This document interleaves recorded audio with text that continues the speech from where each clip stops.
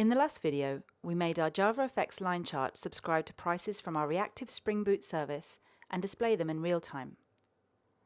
In this video, we're going to update the chart so that it subscribes multiple times and can show multiple sets of prices on the same chart. The chart controller, which manages how the data gets to the view, contains a call that subscribes the chart controller itself to the client that listens to the price service.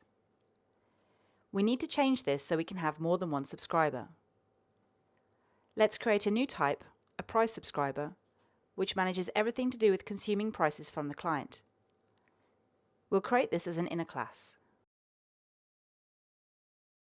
We know from the last lesson that this accept method is the one that deals with the prices. So let's move this into the price subscriber and make a small change to get the price subscriber to compile.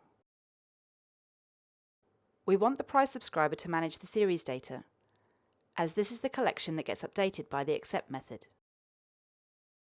We also need the price subscriber to know the symbol.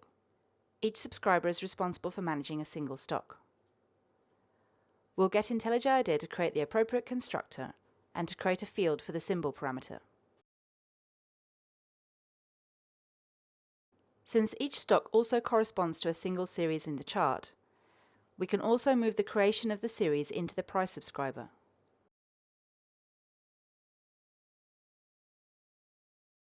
Let's move the series into a field so we can use it elsewhere in the class.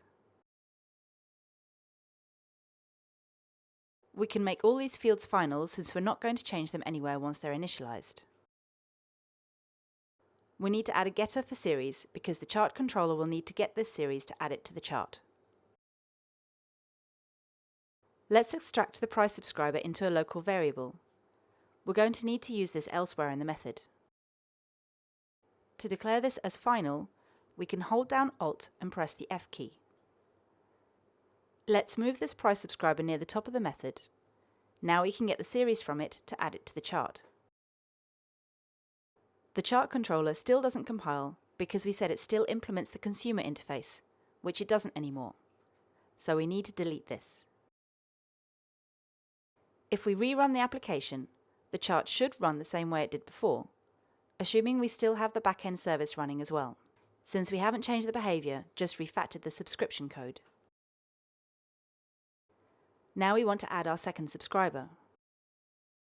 Let's rename our symbol to symbol 1, since we're going to have another one of these. And let's also rename our price subscriber as well. We can duplicate these lines and make them work for a second symbol.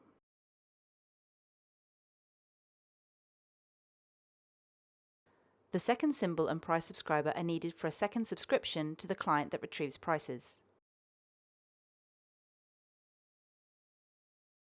We also need to add our second series to the chart to display the second set of prices. Let's rerun the application to see if this has worked. Now we can see two different series on the chart tracking the prices for two different stocks. Now we have the application working the way we want, we can refactor the code if we wish.